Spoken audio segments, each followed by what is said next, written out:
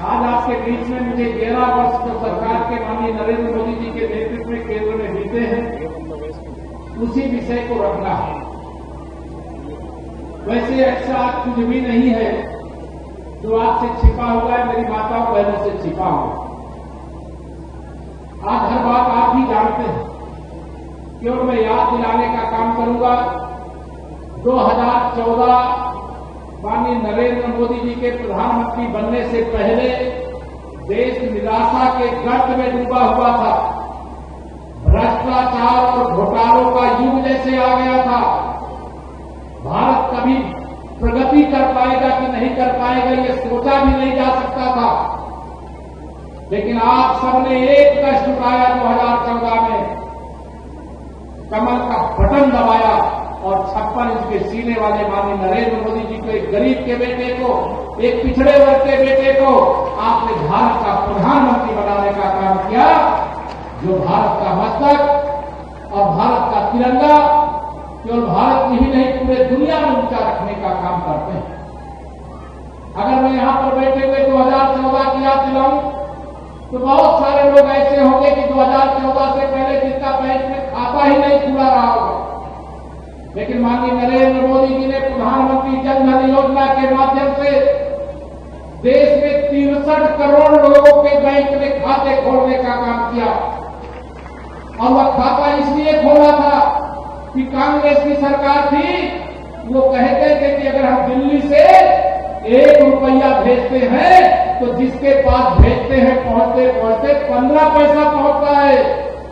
लेकिन मेरे प्रधानमंत्री श्री नरेंद्र मोदी जी को जब आपने जिम्मेदारी दिया, वह दिल्ली से, बताइए हमारे किसान भी बैठे हुए हैं, अगर 2-2 हजार की किसान सम्मान निधि दिल्ली से आपके पास भेजते हैं तो पूरा 2-2 हजार आता है कि उसमें कोई बेईमानी होती है? बताओ, पूरा आता नहीं आता?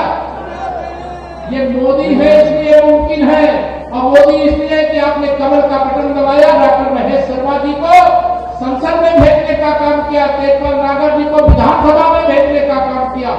इसलिए डबल इंजन की सरकार है, इसलिए बेईमानों की घिट्टी बनी हुई डरे हुए हैं इस देश के अंदर। मैं आपसे पूछूं, बहुत सारी बातें संकेत में यहां पर आई हैं। अगर माननीय नरेंद्र मोदी जी भारत के प्रधानमंत्री नहीं होते, 2014 से पहले भी भारत पर आतंकवादी हमले होते थे। लेकिन आतंकवादी हमलों को झेलने के बाद, आतंकवादी हमलों में अपने नागरिकों को खोने के बाद, सेना का बलिदान होने के बाद, केवल कहां अमेरिका के सामने जाकर के भारत के प्रधानमंत्री करते। लेकिन आपने माननीय नरेंद्र मोदी जी को कमल का बटन दबाया, भारत का प्रधानमंत्री बनाया। आतंकवादी हमला पहला उड़ी में हुआ था और माननीय नरेंद्र मोदी जी के नेतृत्व वाली सरकार में हमारे भारत के वीर सैनिकों ने सर्जिकल स्ट्राइक करके यह बता दिया कि अब ये नया भारत है, मोदी जी के नेतृत्व वाला भारत है। ईंट का जवाब पत्थर से देता है, गोली का जवाब गोले से देता है। और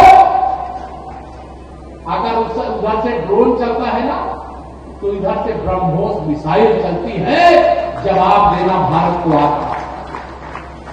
दूसरा हमला पुलवामा में हुआ था, याद करिएगा। यह ऐसा भारत है जो कभी मार खाना जानता था, मारना नहीं जानता था। ताकत हमारे पास थी, लेकिन हम मार नहीं पाते थे।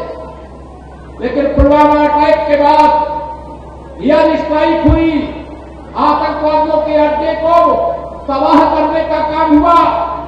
लेकिन अभी जब पहलगाम में हमारी माताओं बहनों को अलग बैठा करके उनके सिंदूर को उजाड़ने का अपराध किया, पाकिस्तान में पलने वाले आतंकवादियों ने, वहां की सरकार, वहां की सेना के इशारे पर, तो ऑपरेशन सिंदूर के माध्यम से पाकिस्तान को छठी का दूध दिला देने का काम किया। मैं अपने भारत की सेना को या तौर दिखाने के लिए बधाई देता हूं। मैं अपने भारत के प्रधानमंत्री माननीय श्री नरेंद्र मोदी जी को, सेना को पूरी छूट देने के लिए बधाई देना चाहता हूं। अब भारत गिड़गिड़ाने वाला नहीं है। ईंट का जवाब पत्थर से, गोली का जवाब गोला से, उनके ड्रोन और गोलों का जवाब उत्तर प्रदेश में बनने वाली ब्रह्मोस मिसाइल से देने का काम करता है। मंच पर 2 लोगों को प्रतीकात्मक आयुष्मान भारत का कार्ड दिया।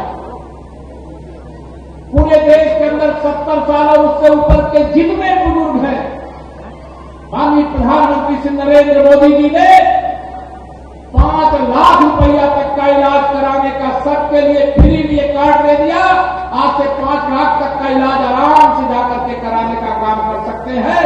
और यह संख्या छोटी मोटी नहीं है मेरे भाई बहनों, ये लगभग 60 करोड़ लोगों को ऐसा कार्ड देने का काम किया गया जिनका कार्ड नहीं बना। मैं यहां मंच से आदेश दे रहा हूं, अधिकारी अभियान चला करके माननीय सांसद, माननीय विधायक, हमारे पार्टी के कार्यकर्ताओं के माध्यम से जिनका कार्ड नहीं बना है उनको कार्ड बना करके देने का काम करें, अभियान चलाएं। और जो न करे उनको मुझे बताएं, उनकी दवाई करने का काम भी करता हूं, चिंता मत करें। मैं आप सब लोगों से आज यहां पर ये कहना चाहता हूं, अगर माननीय नरेंद्र मोदी जी नहीं होते तो बहुत सारे गरीब हमारे ऐसे थे जो इलाज के अभाव में बीमारी पाले पाले मर जाते थे। वो सोचते थे इलाज कराएंगे, लाखों रुपए खर्चे होंगे, हमारा परिवार कर्जदार हो जाएगा, इसलिए बीमारी पाले पाले मर जाते थे। अब परिवार कर्जदार नहीं होगा, आपने तो कर्ज अदा कर दिया। कमल का बटन दबा करके माननीय प्रधानमंत्री श्री नरेंद्र मोदी जी ब्याज के साथ उसे चुकता करने का काम कर रहे हैं, आपकी सेवा करने का काम कर रहे हैं, आपका इलाज करने का काम कर रहे हैं।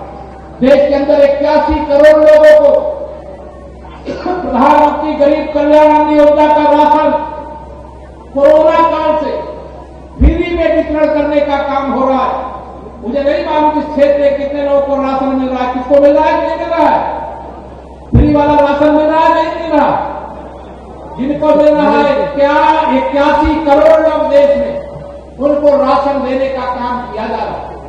4 करोड़ गरीबों को जिनके पास रहने का घर आजादी के 75 साल बाद नहीं मिला था, उनको देने का काम किया जा चुका है। अभी भी घर नहीं है, 3 करोड़ और घर बनाने का तीसरी बार मोदी सरकार बनने के बाद यह ऐलान कर दिया गया है, उस ओर हम आगे बढ़ रहे हैं। मैं आप सबको यह भी बताना चाहता हूं, 2014 से पहले भारत के गरीब कभी अमीर हो सकेंगे ये सोच भी नहीं सकते थे। मेरे किसान कभी कर्ज से मुक्त हो सकते हैं ये कभी कल्पना भी नहीं कर सकते थे।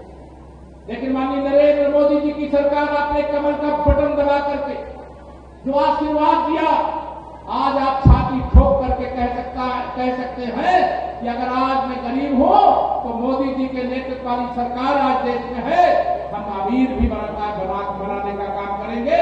और आज जिस प्रकार से देश 2047 तक विकसित भारत बनने का लक्ष्य रखा है, आप कल्पना करिए 2014 में जब मोदी जी सरकार में आए थे तो दुनिया के अंदर 11 नंबर पर हमारी अर्थव्यवस्था थी, 11 नंबर पर। और आज हमारी अर्थव्यवस्था यानी आज हम चौथे नंबर के दुनिया में ऐसे देश हैं जिनके पास सबसे ज्यादा पैसा है। और मोदी जी ने कहा है कि 2027 तक, ये 2025 में मैं खड़ा हूं, 13 साल पूरे हुए, जब 13 वर्ष पूरे होंगे तब हम तीसरी अर्थव्यवस्था दुनिया की बन जाएंगे।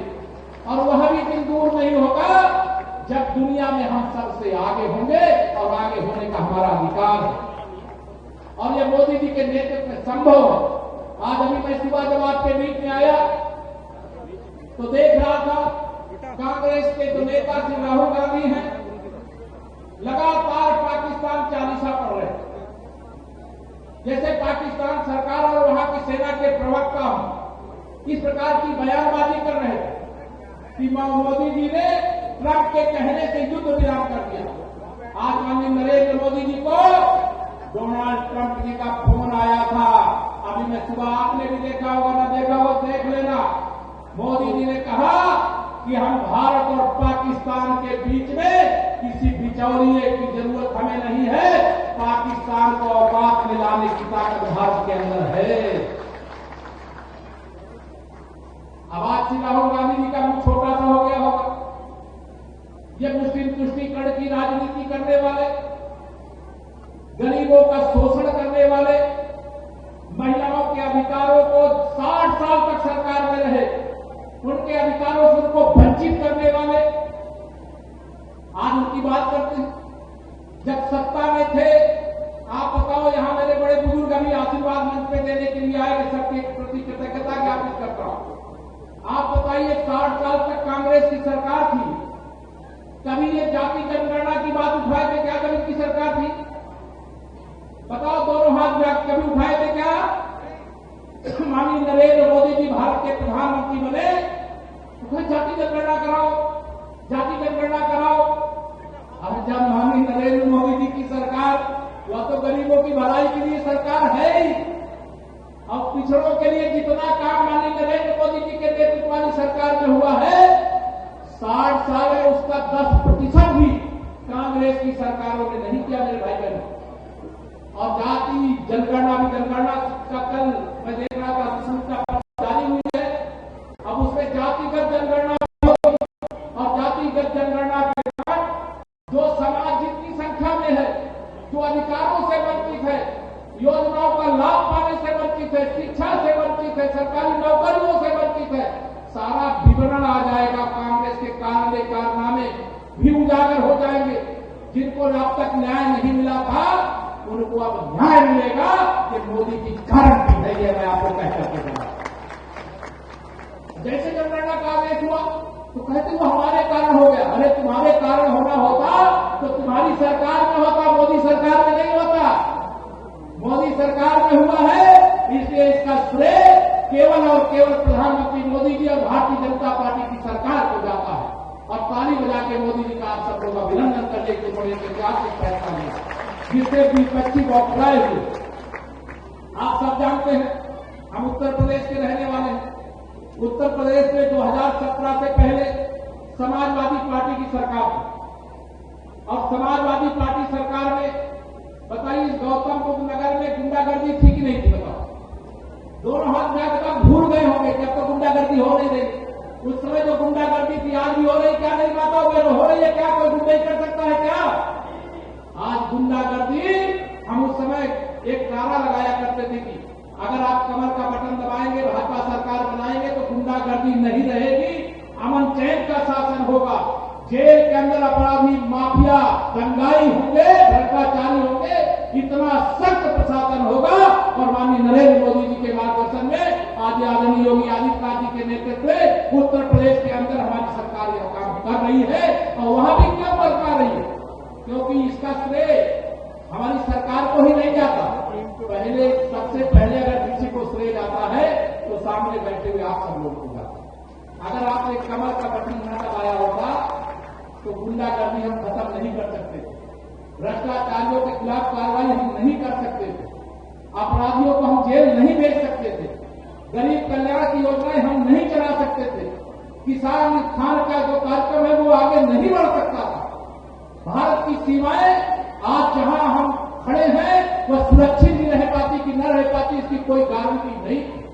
लेकिन आज वह सब कुछ जो हुआ है उसका क्रेडिट अगर किसी को जाता है तो आप इस लोकतंत्र के जो मतदाता, जो मालिक हो, आप सब यहां मतदाताओं को जाता, भाई बहनों को जाता है। और मैं तो कल अभी ऐसे अखिलेश यादव जी कोई प्रेस वार्ता कर रहे थे, बड़ी बड़ी हाथ रहे थे, बड़ी बड़ी हाथने का काम कर रहे थे, तो मैंने उनको याद दिलाया 2014 में उत्तर प्रदेश में किसकी सरकार थी? तो श्री अखिलेश यादव जी मुख्यमंत्री थे, समाजवादी पार्टी की सरकार थी। और भारतीय जनता पार्टी गठबंधन ने 73-80 में से 73 सीटों पर विजय प्राप्त किया था, जिसमें डॉक्टर महेश शर्मा जी और केशव प्रसाद मौर्य भी जीत करके संसद में पहुंचे थे। और पहली बार हमने मोदी जी के नेतृत्व में 272 प्लस मांगा था और 283 सीटें देश की जनता ने जिता करके मोदी जी को देश की भाग को सौंप दिया। 2017 का विधानसभा चुनाव जब हुआ, सपा की सरकार थी, श्री अखिलेश यादव जी यहां मुख्यमंत्री थे। मेरे भारतीय जनता पार्टी के कार्यकर्ताओं की ताकत तुम्हें पता नहीं है।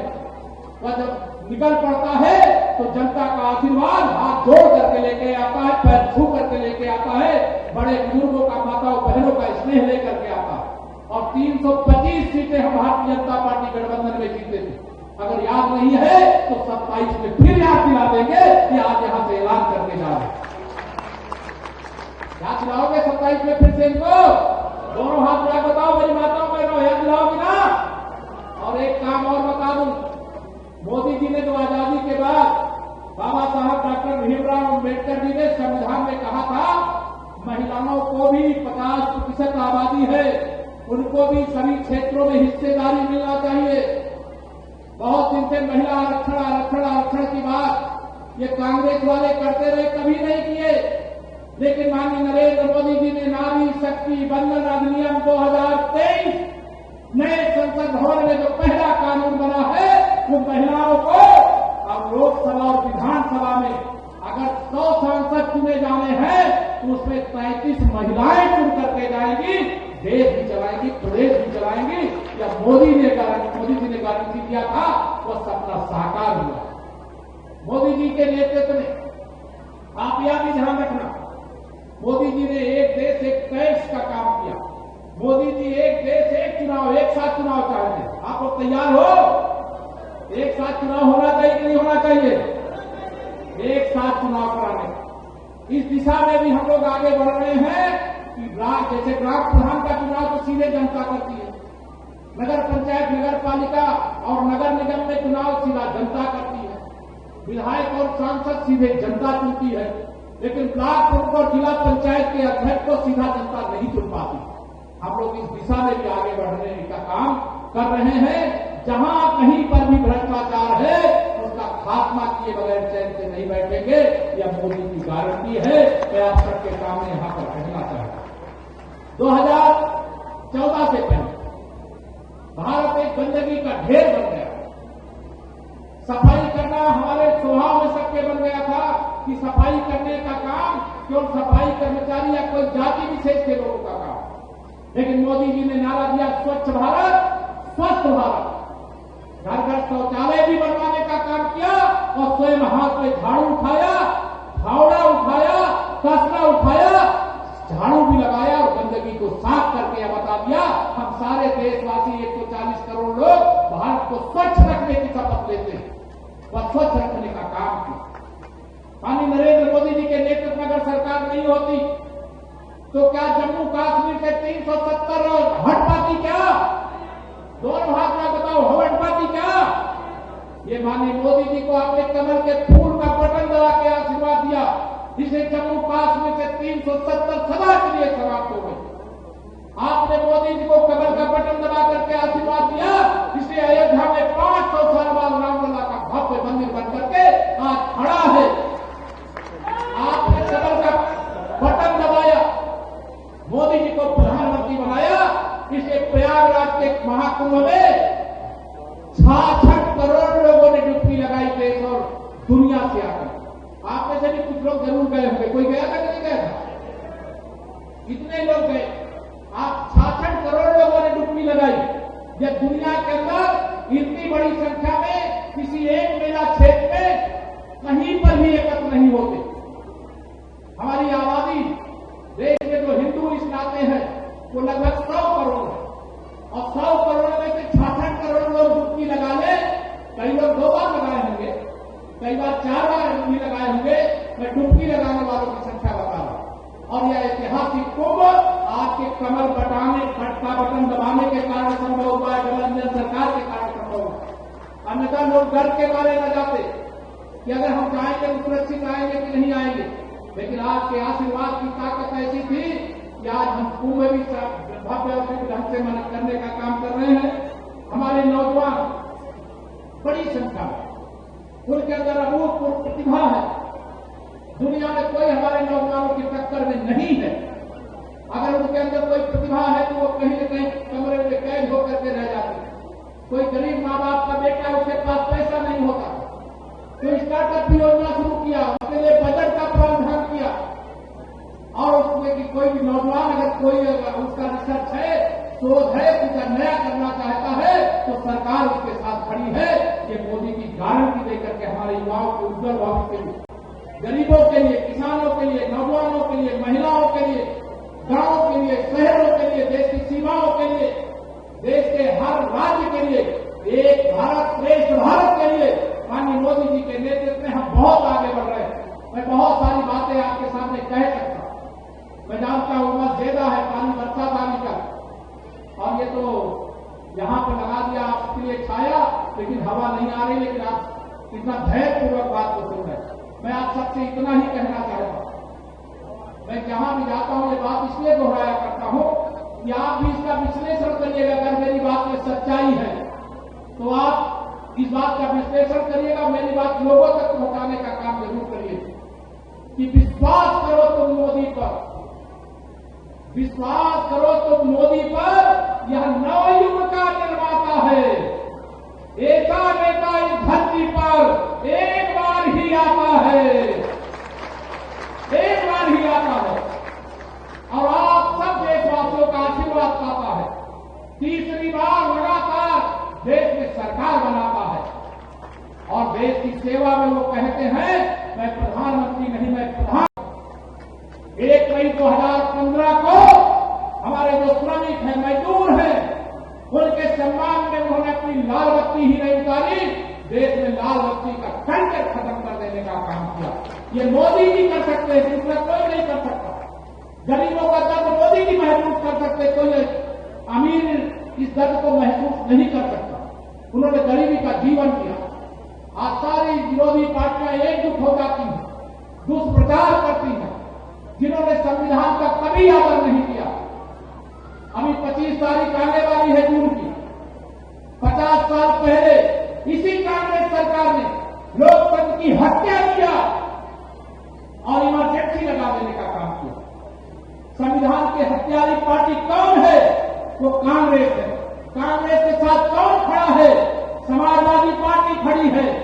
और मैं आप सबका आह्वान करना चाहता हूं कि अगर आप लोकतंत्र की रक्षा चाहते हो, देश के 140 करोड़ लोगों के अधिकारों की रक्षा चाहते हो, भारत के संविधान का बाबा साहब भीमराव अम्बेडकर जी का सम्मान करना चाहते हो, ये ध्यान रखना, ये कांग्रेस पार्टी को भारत की धरती से, मैं बार बार कहता हूं, कांग्रेस मुक्त भारत बनाने का काम करिए और समाजवादी पार्टी को समाजवादी पार्टी बनाने का काम करिए। श्री राहुल गांधी जी हो चाहे श्री अखिलेश यादव जी हो, ये विरासत की सियासत कर रहे हैं। इनके पास न संघर्ष है न इनके पास विजन है। इन्होंने शोषण किया है, भ्रष्टाचार किया है, समाज को बांटो और राज करने की नीति अपनाई है, तुष्टीकरण का घिनौना खेल खेला है। इन सबको जवाब देने का यही समय है, सही समय। इसको ध्यान रखिएगा।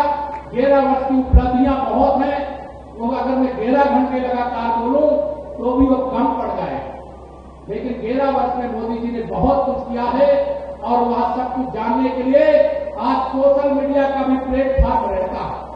आप उसके माध्यम से देखिए, जानिए, लोगों को बताइए, भूलिएगा नहीं।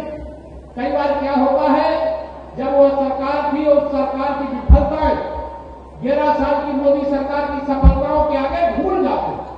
अगर हम 11 साल पहले के कार्यकाल कांग्रेस के काले कारनामे भूल जाएंगे, 2017 से पहले समाजवादी पार्टी के अपराधियों की सरगना पार्टी के अपराधों को भूल जाएंगे, तो अपराध मुक्त रहना और भ्रष्टाचार मुक्त रहना और विकसित भारत बनाना, इसमें बाधा रहेगी। इसलिए मैं आप सबसे कहूंगा, जो बीते हुई सरकार के समय में हुआ है उसको याद रखिए और हमारी सरकार के समय, अभी मुझे आदरणीय तेजपाल नागर जी कह रहे थे ये सड़क बनी है। अरे आज यहाँ सड़क भी बना, हवाई अड्डा भी बना है, लेकिन अभी तो ये झांकी है, पूरी पिक्चर बाकी है। अभी बहुत कुछ होना है। अभी मैं जानता हूं गांव में बहुत जगह अभी रास्ते अच्छे नहीं है, कहीं पाइपलाइन पड़ रही है, पानी की टंकी लगा करके, तो वहां पे सड़कें तोड़ दी गई हैं। आप एक समय ऐसा भी देखेंगे, जैसी सड़क यहां पर नागर जी, आदमी महेश शर्मा जी और हमारे जनप्रतिनिधिगण बनवा करके लाए हैं, हर गांव की गलियों को भी हाईवे की तरह बनाने का काम करेंगे। यह विश्वास दिलाते हैं, यह भी मोदी की गारंटी है, भरोसा रखा। 24 घंटे बिजली तो शायद आपको मिली रही होगी, मिल रही नहीं मिल रही? अभी कम मिल रही है। गर्मी में कुछ कटौती होगी, लेकिन 2017 से पहले बिजली कितनी मिलती थी? 6 घंटे मिलती थी। और आज बिजली कितनी मिलती है? अगर मैं कहूं सीधे शब्दों में कि पहले बिजली आती नहीं थी, अब बिजली जाती नहीं है। कोई टेम्परेरी प्रॉब्लम हो, मैं अलग बात कहता हूं, लेकिन हमारा प्रयास यही है कि हम उत्तर प्रदेश ही नहीं, पूरे हिंदुस्तान के 140 करोड़ लोगों को 24 घंटे बिजली उपलब्ध कराने का काम करें। ये हमारी सरकार का संकल्प है, ये भी मोदी की गारंटी। और बहुत सारे विषय हैं, मैं उन चर्चाओं में नहीं जाऊंगा। आप सबसे इतना ही कहूंगा कि आज चाहे रेल मार्ग हो, चाहे सड़क मार्ग हो, चाहे हवाई मार्ग हो, चाहे जल मार्ग हो, सभी रास्ते चमाचम बन रहे हैं। ये मोदी जी के नेतृत्व जब से सरकार बनी है, कांग्रेस की सरकार में 13 किलोमीटर रोड सड़क बनती थी और मोदी जी की सरकार में 40 किलोमीटर रोड सड़क बन रही, हाईवे बन रहे, राष्ट्रीय राजमार्ग।